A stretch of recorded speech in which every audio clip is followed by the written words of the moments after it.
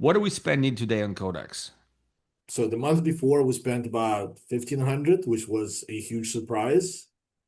And then last month we spent, even after putting the limits in, we spent about 3,300. Oh, It's a little more surprise, double. Yes. I dropped this big spreadsheet and I said, I just need a little bit of advice. And it ate my limit for the day. And I was sad. Don't be sad. For example, why not put together, last 17 years of your company history proposals, categorize them as proposals you didn't win to proposals you actually won and they turned into contracts, and then build the agent that is specifically works with your team to create proposals and get you 80, 90% there to win the contract.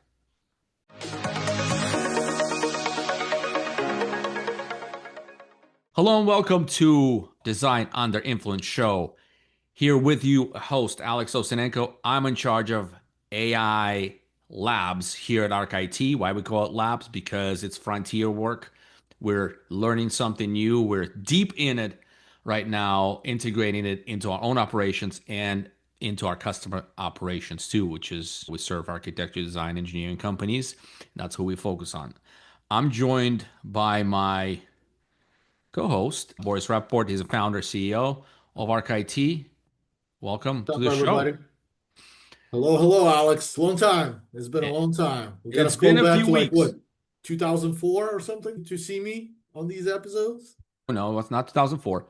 What we want to do for the next set of episodes is really to help inform our audience on how to actually deploy AI. What is actually working today? What may work tomorrow is an important question, but it's today and how they should treat this new technology, how to adopt it correctly. And so I'll just open quickly with what the adoption stages are on a very sort of high level, and then you and I will dig in. But today, you know what we're going to talk about, Boris? What are we going to talk about, Alex? You already know what we're going to talk about. I have no idea. No, I'm kidding. Okay. Yeah. Well, we're going to talk about money. Money, money, money. Money. And so we're running tons of experiments and actual workflows for both Arc IT and in our client environments and some other businesses that we're integrated into this as a pilot. And our spend is skyrocketing. And so today we're going to help you take control of that, or at least know how to think about it, because that's going to definitely come up down the line for your company. So let's go back and say the stages of adoption, the way they should be is your people first begin to experiment in their own personal accounts. And eventually, as a leader or as a thought leader in a company, you realize we might as well take control of this and deploy AI company wide. What is AI going to do? Is it going to replace humans? No, it's not going to replace humans, but it's going to give us the freedom to do things we love, like building buildings, like designing buildings, right? And spaces and whatever it is that you signed up to do and all your schooling and what you love to do. But then all the admin stuff, that That's is real AI. work. And for us, for the IT company, for architecture space, you know what we want to do? We want to consult our clients on strategy. We want to deploy new tools. We want to test time saving technologies with our clients. And we don't want to do all of the minutia and admin stuff as well. So that's how we're doing this ourselves. We're deploying this inside of our company. And so the first stage, as I said, is folks going to start experimenting. Then a company leadership realizes we should probably put some guardrails around it. And this is what you call us or somebody like us and say, hey, we need help putting AI policy. Yeah, you can prompt ChatGPT and say, hey, just write my AI policy. What kind of a job will it do, Boris? It'll do good enough to fail job. Let's put it that way. Good enough to fail. Exactly. It will read like the most knowledgeable document you ever laid your eyes on. And you'll be so impressed. And then you run it by your legal counsel and the rest of the people, and then there's just gonna be ambiguity and stuff like that. So with AI, I repeated that a lot of times. You ask a stupid question, you get a stupid answer. Now, this question is not stupid. Hey, help me create AI policy for my company. The problem is it doesn't know the concept, doesn't have anything, everything what's already in your head, and what should be in your head because you're not experienced with the tool set. Anyway, you hire people, firms like us who specialize in this sort of work because we're IT and technology focused company. So we understand how to keep your company secure, but also give you the freedom, innovate, operate, and so on. So you deploy the policy, you start the tooling rollout, let's say whatever you want to approve for the company, ChatGPT, Claude, Copilot, and then you go through some training. Your team begins to experiment, and there'll be some hiccups, but for the most part, you will love the outcome of it. Now, the next phase from there is agentic phase. So the next phase is you got your basics in place and you're ready to actually have AI take care of some of your tasks, right? So it's not just a chat where you're asking a question and getting an answer or asking it to create a document. Here, you're maybe creating an agent that is your chief of staff, possibly, or maybe your administrative assistant, where it does things either on schedule or in the background on your behalf and then gives you the output without you prompting it every time. For So, example, go ahead. for example, I have one that runs every morning. Actually, no, I have one that runs every 2 hours. It looks through all my emails. It looks through all my Teams messages. It looks through all of our company public Teams messages. It looks through all my Fireflies notes from the meetings and basically outlines every decision that was made in any of those threads and creates a little table for me. And then on top of that, it records it into a log, basically. So by now, I have a history probably of 4 months of decisions made by our employees or us working with clients together in a log so that we can reuse that data later for some other things, like putting together sales meetings and business review meetings with our clients. Yeah, that's excellent. And so that really aids your executive work and in the way you guide the company, which is super important. But also there's like less grandiose things. For example, why not put together, last 17 years of your company history proposals, categorize them as proposals you didn't win to proposals you actually won and they turn into contracts, and then build the agent that is specifically works with your team to create proposals and get you 80-90% there to win the contract based Yeah. on all this knowledge that you currently just virtually impossible to access because it's sitting on service somewhere.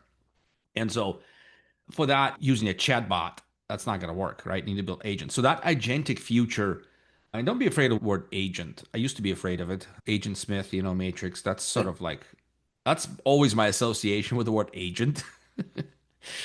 So it's not an elegant word, but it is transformational once you start building it like we do. However, what comes with agentic era or agentic sprint into new innovation for the company?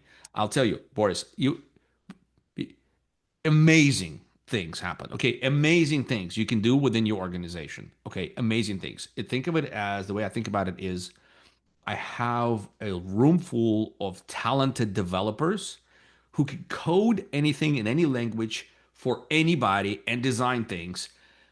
But I really need to know what I want and just have a very clear thinking. So as a human, I drive and control this. And if I put in garbage, garbage comes out. But there's another big aspect with agentic things. And you'll find yourselves, ladies and gentlemen, we will find yourself there. And that is what, Boris? Voila. Money, money, money, money. Okay. So what are we, let's just say, because this is just because it's probably going to change in a week or two, but what are we spending today on Codex? What's our monthly? Because we limited ourselves, didn't we? Yeah, so we have some spending limits in place, and it's only two of us have access, right? The rest of the company does not yet have access to these agentic tools. So the month before, we spent about 1,500, which was a huge surprise. And then last month, we spent, even after putting the limits in, we spent about 3,300. Oh, It's a little more surprise, double. Yes, 3,300, $3,300. yes, correct. Okay. And So that's just between the two of us, and we are a small business. But these things can get away from you fast. I think one of the at one point I felt like I was addicted to talking to an agent, which was kind of interesting in retrospect. Because you're like, oh, it can do this for me and can do this for me. And that's where the costs actually build Then you get up. the bill. Yep. Yeah. So we'll help you optimize and think through this. But even if your organization's still in the first stage, which is policy tooling rollout or training experimentation or just starting to build agents, you will get there and you will need to know what we already are experiencing, okay? And so what that is tremendous efficiency gains. So for example, let me give you one simple example that I asked you today, Boris, on our 101, and you answered. You have a little agent that runs the bonus calculations for you, right? Okay. So what does it take you to do manually? Which was like what? 3 months 2 hours, ago, 2 months ago, you were doing it manually. 3 months ago. Well, yeah, yeah. All right. How So long did it take you? 2 hours. 2 hours. So Copilot does it now perfectly, executes it perfectly every single time automatically. And how much does it cost us per execution, per payroll report? I'm hoping that it costs between $5 and $10, but we'll Okay. see. It's This is probably more. something that Copilot is now, with Copilot charging now, we need to identify what the cost is because I haven't run it in a paid environment yet. Yeah. We're assuming it's $6, somewhere along those lines, because part of it is because it's a skill that's been already created and saved as a skill. So, Boris, maybe you can talk a little bit about that, optimizing. So, because if I upload, let's say, oh, and by the way, so that's to add to our codex spend, we have now cowork spend. Okay. So, it used to be all free, but now the free is over. But I guess help us line up, help people understand that when you just do it, and let's say you do a prototype work, right? So I'm going to upload a big spreadsheet. I'm going to tell it to go do a couple of things. I'm going to see what it finds. It can find. That's all. I call that experimentation, right? And that's very costly, right? That's very expensive. How do we think about putting framing that into a lower cost process once you conduct an experiment and you like the output? So there's a few methods, right? But one, like always hanging fruit, is making sure that as soon as you've put the process together, you've kind of given the instructions, you've iterated on the instructions, you've iterated on what the outputs are, you finally have a set of instructions that works to produce the outputs that you were looking for, and the output looks great. You want to turn that into a skill. So every agentic platform, whether it's Cloud Cowork, whether it's Codex, whether it's Microsoft Copilot Cowork, even the Google, I forget the name of it. It used to be Anti-Gravity. I don't know what it is now. They always change it. But even the Google platform that you can run agents in basically allows for skills. Skills is an open source format. So basically, any of the platforms you can interchangeably export and import skills between them. So you'd want to, once you have that session where you got the right inputs and the right outputs, you'd want to create a skill. And there's a very easy way to do that, at least in Codex, Copilot Cowork, or in Cloud Cowork. You basically just tell the system to create a skill. You just say, based on everything we've just done, go ahead and create a skill for this task, name it this, and then it will go in and create a skill for you, and you'll be done. Let me give you a simple example so all of you can connect with it. So, for example, you want Codex to help you, or Codex or any other agentic tool to help you change a page on your website or design a new page for your website. Let's say you have a new project that you just stood up and you want that to be showcased on your website. Okay, it used to be to have to call a web designer or somebody internally who does that for you, spec it all out. It's a little bit of a pain in the process.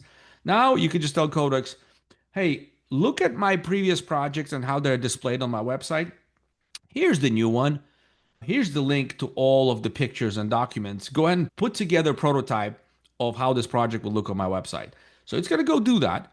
And it's just going to go work. You're going to go back, go get some ice cream, whatever, take your kids out for a movie, come back, and it's done. Your prototype is stood up. Now that costs you about $40. Could be 20, could be 10, could be 50, but right around there. Okay.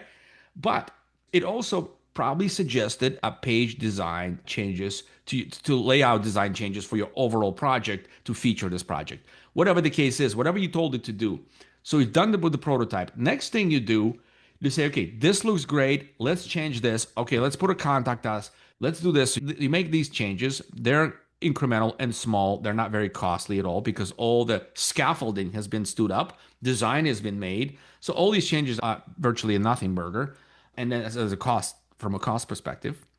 And then the next thing you do, you tell it, Boris, what? Put it into Once you skill. have it all done Yeah. and you like the output and you've made all the changes, you tell it to create a skill. Create a skill. So next time, now I can't quote you exact costs because that's very difficult to know. We'll be running lots of experiments on these shows in the future, on our shows, by the way, because Boris and I are gonna start digging deep, deep, deep, deep, deep into a lot of the AI related stuff and how they work for our clients and for us. But suffice it to say, it will be a lot less next time you have a project. And so next time, let's say you stood up another project and you're ready to publish it on the website. Again, using this just an example for you, small example. You'll say, hey, can we add project for Main Street 222 onto our website? It will go and say, okay, let me start thinking, and it's going to go see, okay, I see I have a skill for putting projects on a website. I'm going to go ahead and use that skill. Boom. It's going to be like $5, maybe, right? Don't know. Don't quote me here. I don't know for sure. Depending on the kind of stuff you have, because Yeah, actually, if it has API already established to your website, it doesn't need to do a lot of the engineering to get the solution out. It's just repeated steps.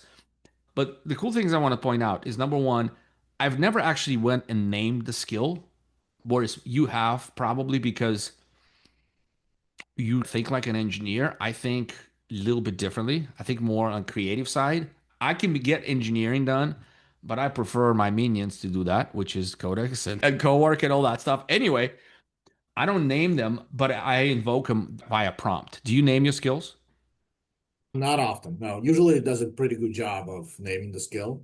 Sometimes you want a more accurate name. So I probably had to do it once or twice. And basically, after it creates a skill, it says, hey, I created the skill. Here's what I named it. You're like, okay, this is either a little too long or a little too non-descriptive, or it could clash with another skill that you may have. So you can tell it to update the name. So, with this example wrapped up, here's the idea, the big idea, big takeaway from this show. Okay, you will be here. You will get to this phase, and this phase will be cost optimization for your AI deployment. Okay, again, spending $7 to save Boris 2, I mean, it's probably cost the company, I don't know how much, $1,000 an hour or something like that for him to do this payroll, maybe more because opportunity cost. Even if he goes out for 2 hours and walks his dog, he doesn't have a dog, but walks his kids and just drinks coffee, like he'll be so much better for the next client meeting, right? He'll be so much better for the next project. This is stupid work. Payroll. I'm not calling payroll people stupid. I'm talking about the actual taking numbers and putting them in different columns. Yeah, That's basically evaluating a spreadsheet and putting data into another spreadsheet. right. Nobody should do this. We should all do more important work. And so for $6, we'll take it all day long. But you will come to a stage where a lot of your team members will experiment, and you should give them some space, but definitely set a budget. And then you'll start coming up with cool things for the company. And Boris, talk about a little bit about skill sharing and how you see it being deployed here at Arc IT and other companies that you work with. So, as I said, Skills is an open source format.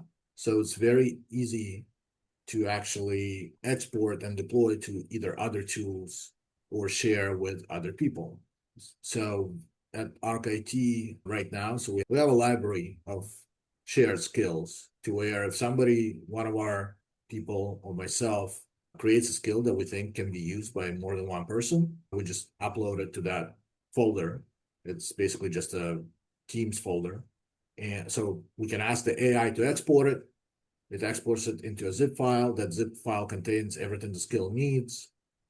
And basically, we can then another person can just grab that zip file and ask their agent to import it, and it's available to them. So it's very easy to use and share. So yeah, having a library, I think as a best practice, having a library of skills that you can share across your organization is very important. Similarly, having a library of prompts may not be cost optimizing, but definitely like prompts that can deliver results consistently and multiple people can use them. You should have a library of those as well. So yeah. So I would compare this very similar to an organization who organizes SOPs, best practices, standard operating procedures, which is SOPs, and their process, and it's trainable and it's repeatable, and each individual understands their job description, and they actually have instruction on how to execute what the process is for the company to deploy certain things. I think skills is the future of that, and this is one significant cost saving method that you can deploy once you go agentic for your AI use in your company.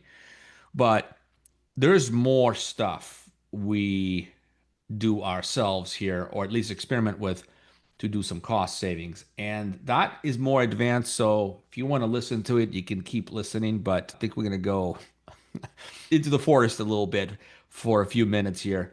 Boris, we talked about open source models. We talked about putting compute inside of the organization, having a computer or multiple of them crunch the data for AI.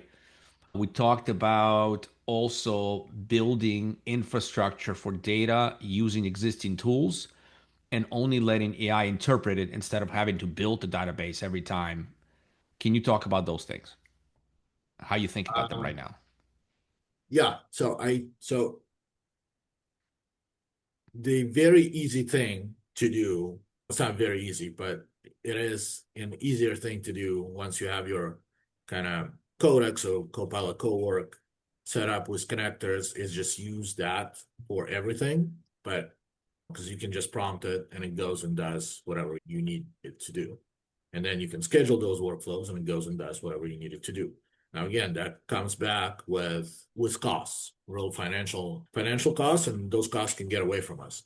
So what we're doing internally and helping our clients as well, I think one of the steps is, or the first step is, hey, can we use other tools to actually automate some of these workflows, as Alex said, and then have AI just review, interpret, get contacts, provide contacts to these workflows. And then the workflow then takes it on again. And like, let's say you ask AI to create a Word document, right? So you ask AI to go fetch some data, and then based on that, create a Word document of some sort. That's an agentic work that make us some money, depending on the plan that you're using. We can then basically create an automation that will do that work, except AI is not going to do most of it. There's going to be an automation that gets the data, interprets the data, then sends it to AI to actually do more interpretation and more detailed work and create an output format. And then there's another automation that doesn't cost you anything that then grabs it and puts it into a Word format. There's a lot of ways to kind of engineer this in a way to where it starts costing you less, but achieves the same results. Right.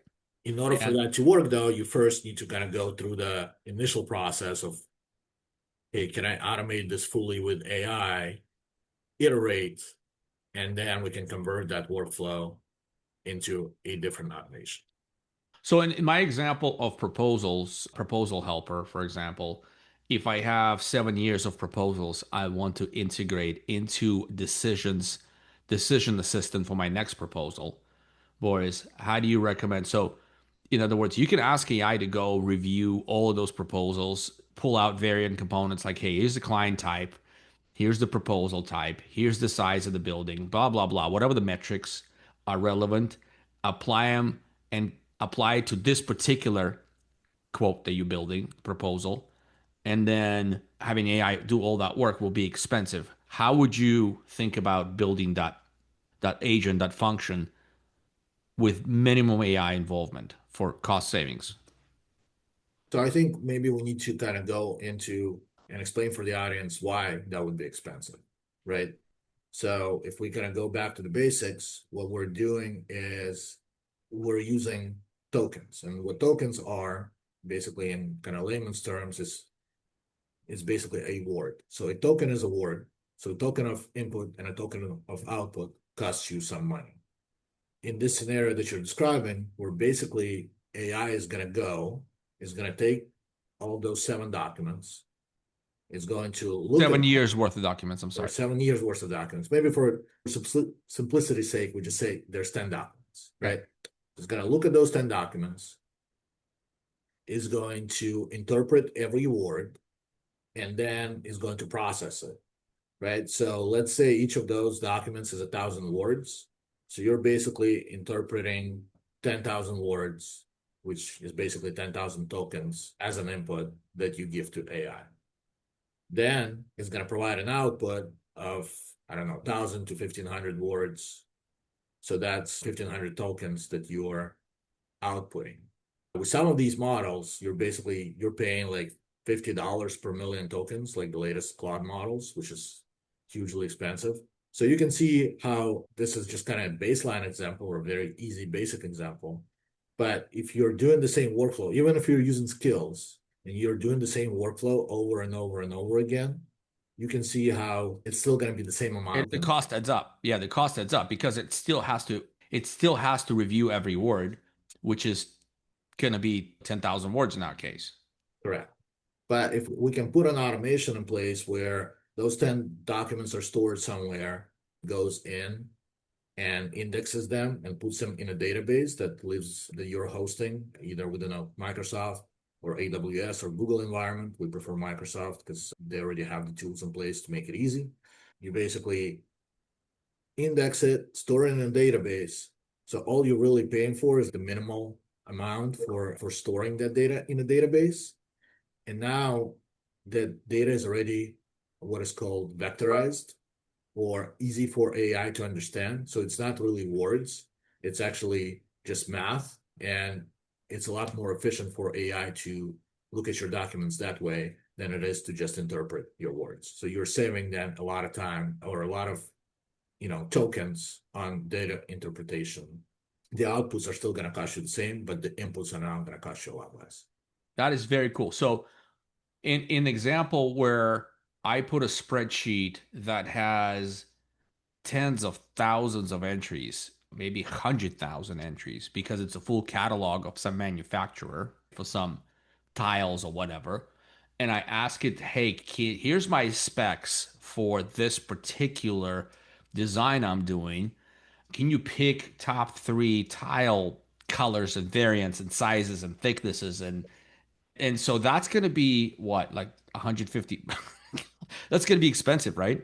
Yeah. Ultra expensive. That's the thing. So it's the down and dirty way to do this would be to go to their catalog, pick out only the colors that you're considering, right? With only the sizes of the tile that works for your project, extrapolate them, and then put it into chat, and then ask it to evaluate the colors and give you a recommendation. That way, the subset is much smaller, and that is a human. You've made decisions to make it this smaller, and the output's going to be this much better than giving it this 100,000 entries Excel spreadsheet that not only has tile, but that manufacturer does cement tiles and all the other things that don't matter because you want a quick answer. That's where the cost runs up. Huge. Quick answer. And I've learned that the hard way. I mean, the hard way. I've done exactly what I just told you. I dropped this big spreadsheet and I said, I just need a little bit of advice. And it ate my limit for the day. And I was sad. Don't be sad. All right. I think this is pretty much all the time we have for today. I really want to get into with you because I'm actually, dude, I'm learning. I'm learning as much as our audience learning because you're so deep into it and I am as well. But it helps to elevate and talk to each other, even though we expose audience to our musings. But I hope it's useful for everybody. I am definitely learning, and that was an interesting one. But I want to next shows, I do want to get into some of the experimentation stuff you're doing with localizing compute and using potentially open source models, LLMs. Of course, there's security concerns. Security is number one priority for us as an IT company. So I'd love to quiz you on that, but I think we'll leave that to the next show. So I appreciate everybody watching. Boris, any parting comments? No, thank you, everybody. It's good to be back. And yeah, looking forward to providing more wisdom to everybody. More valuable wisdom. Yeah. And thanks a lot for sharing. I know your day is busy, but we couldn't replace this with a $5 spend on Codex. You actually have to show up on these things and talk and share your knowledge. Well, so hopefully Codex can do the other work that I don't like to do because I love doing this. Yeah. Awesome. All right. Thank you very much. If you guys need our help, get arcit.com. We'll help deploy AI with your company. We'll help manage the costs, and we definitely take care of your IT. See you next time. Thank you for watching. See you.